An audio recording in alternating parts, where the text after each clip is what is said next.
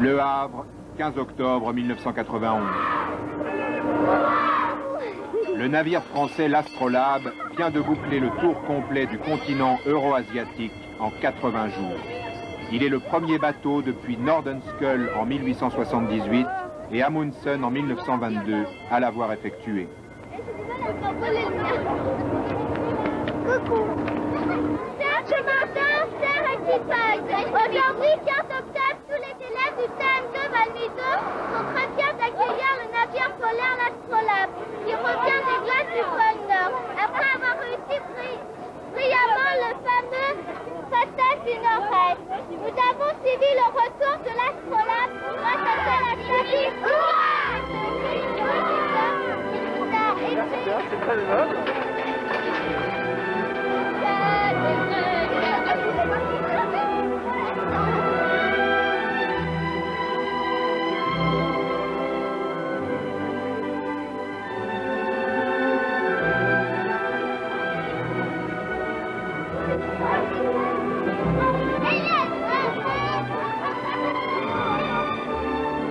Par exemple, là, on a fait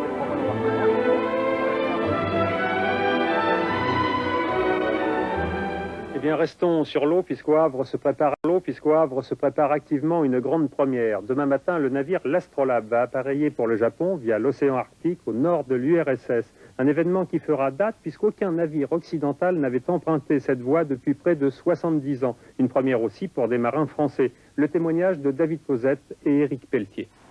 Veillée d'armes à bord de l'Astrolabe. Demain à l'aube, un équipage d'une trentaine d'hommes va partir pour une grande première, rallier le Japon par l'océan glacial Arctique. Un peu d'histoire pour comprendre, ce tracé reliait l'Europe et l'Extrême-Orient jusqu'en 1922, date à laquelle les Soviétiques ont décidé d'en interdire l'accès. C'est un voyage long de 8000 milles nautiques vers Hakodate au Japon que l'Astrolabe va entreprendre. À bord, 6 personnes de mer magnétique, l'association fondée par Pierre Sauvadet, l'initiateur du projet. Le commandant Vézère est à la tête de l'équipage de 8 officiers et marins, complété par 5 matelots indiens. 6 techniciens et journalistes de la chaîne de télévision japonaise Asahi, qui assume une partie importante du financement, sont chargés de tourner le film de l'expédition. L'amiral Florentin voyage à titre d'observateur privé et 2 Norvégiens, un scientifique et un journaliste, rejoindront le bateau en Norvège. Enfin, un médecin est chargé de veiller à la santé de chacun. Allô, bonjour à tous. Oui, quelle est votre position? Je note, merci. Paris, 50 boulevard Haussmann. Et vous pensez arriver le 2 au matin? L'équipe de la société Fish complète le dispositif. Grâce aux liaisons satellites, elle restera constamment en relation avec l'Astrolabe. Fish, filiale de la Compagnie nationale de navigation, c'est une équipe dynamique qui, en raison de son expérience acquise sur de nombreuses mers du globe et de son adaptation aux situations nouvelles, n'a pas hésité, dans des délais très brefs, à se lancer dans une telle aventure. C'était une occasion de mieux faire connaître le groupe de la Compagnie nationale de navigation, la potentialité que nous offrons aussi bien dans ce qui est le domaine de la navigation polaire, en Antarctique ou en Arctique, ou dans d'autres domaines de notre activité traditionnellement orientés vers l'énergie, le transport de l'énergie, le transport des matières premières et l'assistance aux diverses recherches en mer. Fish a été créé par la CNN vers la fin des années 60 pour participer aux activités pétrolières offshore. Sa flotte, d'une trentaine de navires, est surtout constituée de bateaux polyvalents de ravitaillement et d'assistances diverses aux plateformes pétrolières. Plus récemment, la société élargissait ses activités en se dotant de 3 navires polaires. Le Caribou, l'Erebus et l'Astrolabe sont ainsi utilisés essentiellement en Antarctique pour le transport de personnel et le ravitaillement des bases australes, françaises et étrangères. Fish est également présente en Méditerranée pour le compte de la Marine nationale afin de participer à des missions de surveillance liées à la sécurité et à la protection de l'environnement.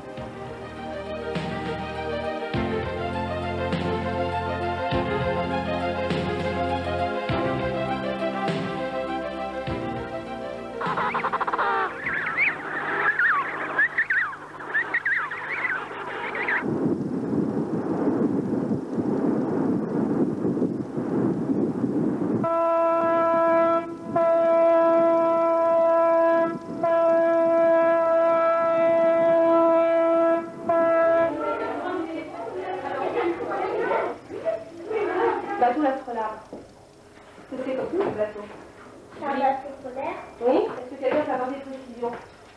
Il casse la glace. Casse la glace. Et Julie, tu nous fais la fiche technique? Longueur 63 mètres, tonnage 137 tonnes. Oui. Les autres éléments. Hélice transversale, Oui. coque anti-casse-noix, hélice de propulsion, hélicoptère, grue de déchargement, hangar, radar anti-collision, passerelle de navigation. Et non, Julie, ce n'est pas de 137 tonnes dont il s'agit, mais de 1370 tonneaux. Général. Et en fait, nous, on a des cartes juste ici.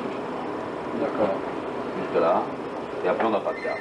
Pour cette mission vers l'inconnu et vers les glaces, l'Astrolabe est sans doute le navire le mieux adapté. Il n'est pas un brise-glace, mais ce qu'on appelle un bateau polaire. Sa coque en tôle d'acier est renforcée et ses hélices sont protégées contre les blocs de glace. Et une deuxième partie qui sont les cabines passagers, un peu plus loin, qui sont neuves. Everything is alright, it's the same as you in fact.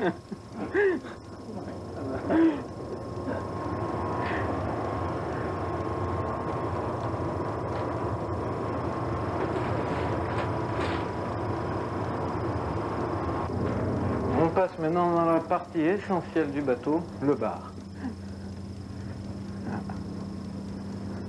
Le bar qui est plus un bar antarctique qu'un bar arctique, mais qui va le devenir.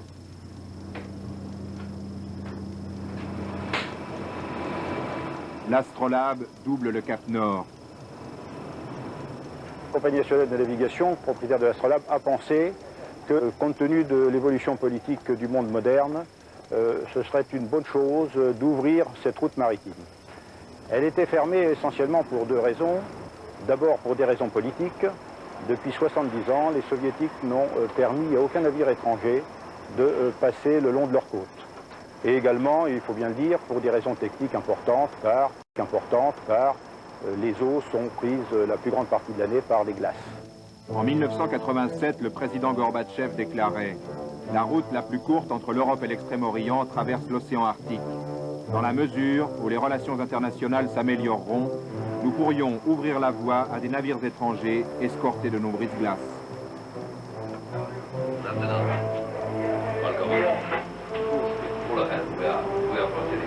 Ce n'est que le 1er juillet 1991 qu'à force de persuasion est obtenue l'autorisation pour le passage de l'Astrolabe dans la mesure où l'expédition ne présente aucun but de recherche scientifique.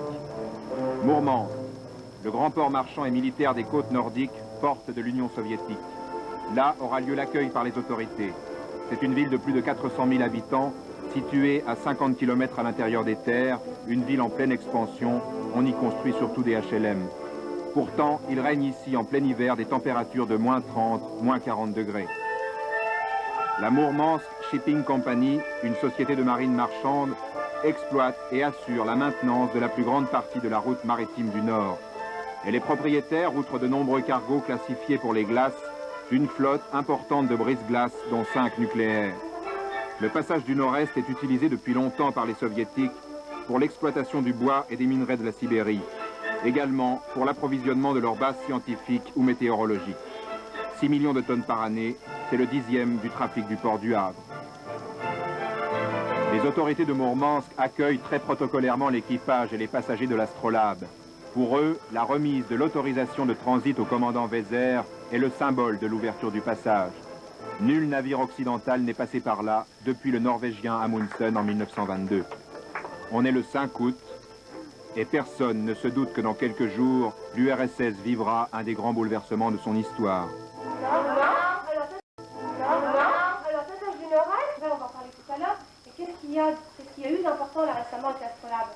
Ils ont fait comment passer du Nord. Du Nord? Du Nord-Est. Qu'est-ce que c'est? Qu'est-ce qu'il peut montrer sur une carte, tiens, Sébastien? Tu peux montrer ce qu'ils ont fait comme... ont longé les côtes de la Sibérie. Oui. Sont redescendus vers le Japon pour revenir par une route directe vers le Havre. Le passage du Nord-Est est vraiment accessible à qui a les moyens d'y passer. C'est-à-dire qu'il faut des bateaux construits spécialement, il faut Il faut une grosse infrastructure, il faut des moyens de navigation poussés, il faut un équipage entraîné. Donc non, il n'est pas vraiment accessible à tout le monde. Ça ne pourra jamais être un passage comme les Panama ou comme les Suez. L'Astrolabe s'est détourné de la route en mer de Kara pour naviguer sur l'Ienisseï, l'un des grands fleuves sibériens.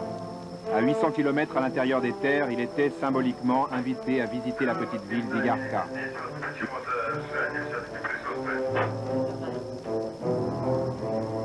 Une ville de 20 à 30 000 habitants au cœur de la Sibérie du Nord qui vit essentiellement de l'exploitation du bois.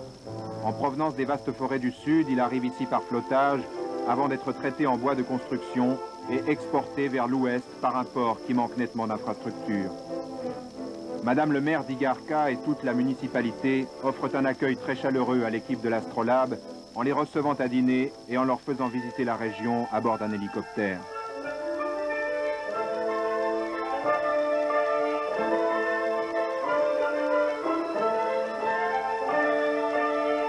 La Sibérie couvre les 2/3 du territoire de l'Union soviétique, alors qu'il vit seulement 1/10 de sa population.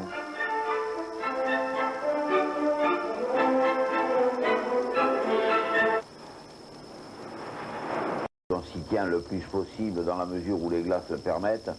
C'est surtout une indication générale de routage. Les points difficiles, les détroits, sont remarquablement bien balisés. Le service de balisage est très bien fait. Les aides à la navigation radioélectrique sont relativement faibles. Par contre, le système de phare et balises, lui, mis en place, fonctionne très bien. On est en mer de Kara. La température extérieure est de 4 à 5 degrés. Le soleil de minuit éclaire la passerelle. Le pack de glace est de plus en plus soudé. Ici, pas d'iceberg, seulement quelques amas de glace qui peuvent atteindre 2 à 3 mètres de hauteur et sont dangereux pour le navire.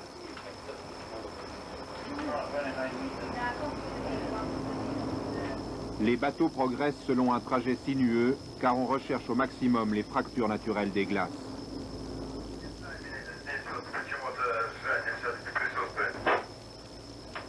Effectivement, les soviétiques ont une grande connaissance de cette partie de l'Arctique et ils sont même les seuls à l'avoir, puisqu'ils sont les seuls à avoir exploité cette ligne pendant 40 ans. Et il va de soi qu'ils en ont acquis une grande expérience. Ceci dit, ils se sont dotés de moyens techniques importants, ce qui leur permet de passer dans les glaces arctiques et dans les conditions sévères de glace sans se poser beaucoup de problèmes techniques.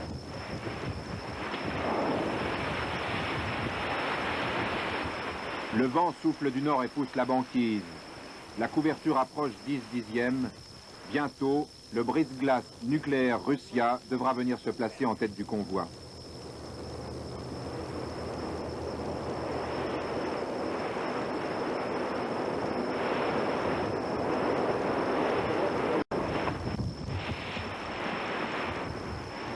J'ai été impressionné effectivement par leurs moyens, on les connaissait, hein, on savait qu'ils avaient des gros moyens. Moi personnellement je ne les avais jamais vus, c'est vrai que c'est toujours impressionnant de voir un brise-glace de 75 000 chevaux passer à 16 nœuds dans de la glace de 2 mètres d'épaisseur, c'est vrai que c'est toujours impressionnant, on n'est pas blasé à ce point-là.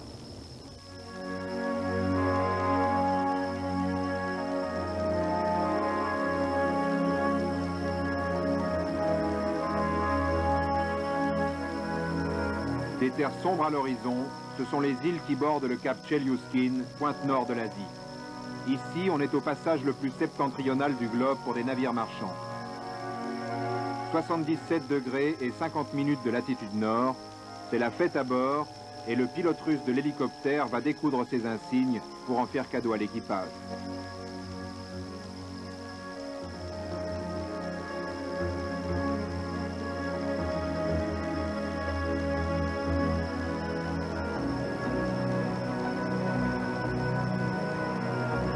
L'Astrolabe aborde la mer de Laptev et croise l'antiméridien. Le décalage horaire avec Paris est de 10 heures. Les glaces se font plus éparses et les brise-glaces sont reparties.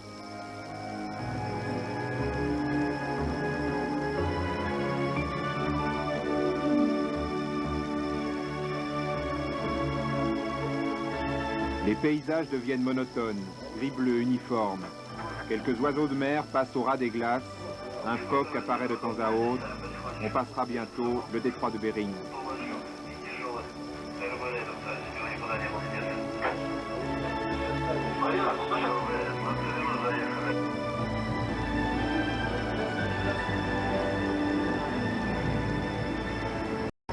Le navire va rencontrer deux autres des brise-glaces nucléaires, l'Arctica et le Soyouz. Celui-ci transporte 80 touristes étrangers pour une croisière dans les glaces du passage du Nord-Est. 19 août, à Moscou, le coup d'État. C'était un moment extraordinairement tendu. De plus, on était très haut, donc notre liaison marchait mal, et quasiment pas, était inexistante. On n'avait aucune communication, on n'avait aucune nouvelle. On a simplement entendu un jour un chef en croisant un cargo soviétique qu'il y avait eu un coup d'État, et tout le monde attendait, tout le monde espérait que ça serait dans le bon sens. Et nous avions très peur, en effet, pour l'arrivée à Providenia. Nous étions en train de descendre sur Providenia, et nous avons eu très peur de l'arrivée à Providenia, d'avoir une saisie du bateau et d'être obligé de rester longtemps à Providenia. Dernière halte en Sibérie, une petite ville misérable et triste, où l'on se demande bien comment on peut y vivre.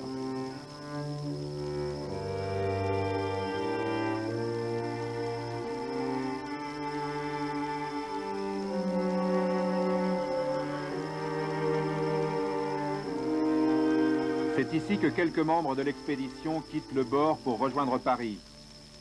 Les Russes qui avaient fait le voyage depuis Mourmansk débarquent également.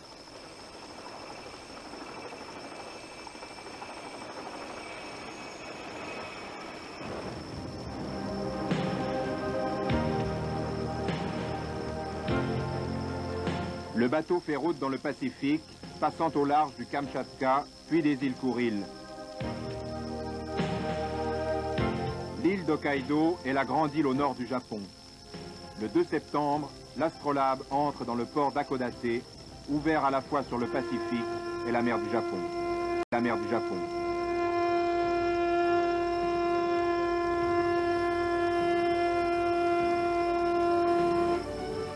Les Japonais ont suivi avec beaucoup d'intérêt l'aventure du navire français. Grâce à leur équipe de télévision qui se trouve à bord, ils se sentent très concernés par ce premier passage et vont faire un accueil triomphal au bateau et à son équipage.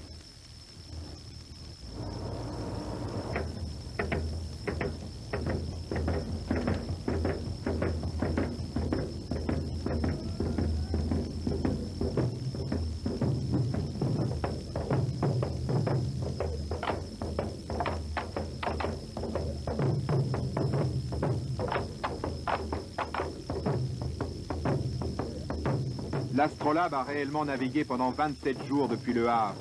Il lui en faudra 41 pour rallier à nouveau le port français en passant par la route du Sud via Singapour et Suez. Cela prouve bien que le passage du Nord-Est est le trajet le plus court entre l'Europe et l'Extrême-Orient. Bien sûr, il faudra que les coûts de passage, les conditions portuaires, locales et autres, permettent de concurrencer des voies déjà existantes. Mais je pense qu'en matière d'assistance technique et assistance au développement de l'Union soviétique, je pense qu'il y a là une très bonne occasion d'affirmer la présence française.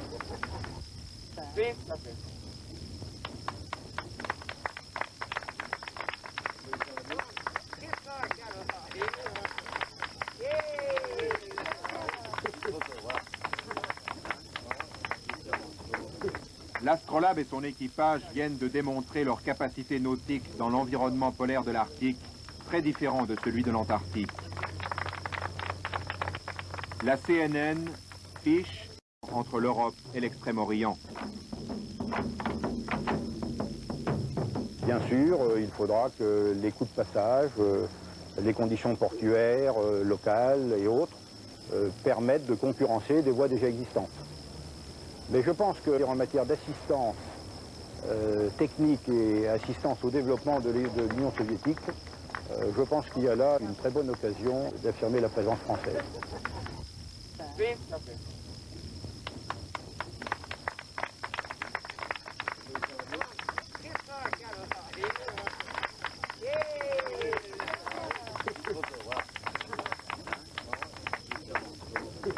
L'Astrolabe et son équipage viennent de démontrer leur capacité nautique dans l'environnement polaire de l'Arctique, très différent de celui de l'Antarctique. La CNN, Fish et ses équipages confirment ainsi à nouveau leur expérience et en particulier leur vocation polaire. Nous avons pu prouver que sans obligatoirement faire beaucoup de bruit partout, il existait des entreprises suffisamment structurées, suffisamment dynamiques et menées et disposant de patrimoine et dans leur patrimoine d'hommes compétents et de navires efficaces qui étaient capables de mener, comme leurs anciens, des expéditions dans des mers difficiles.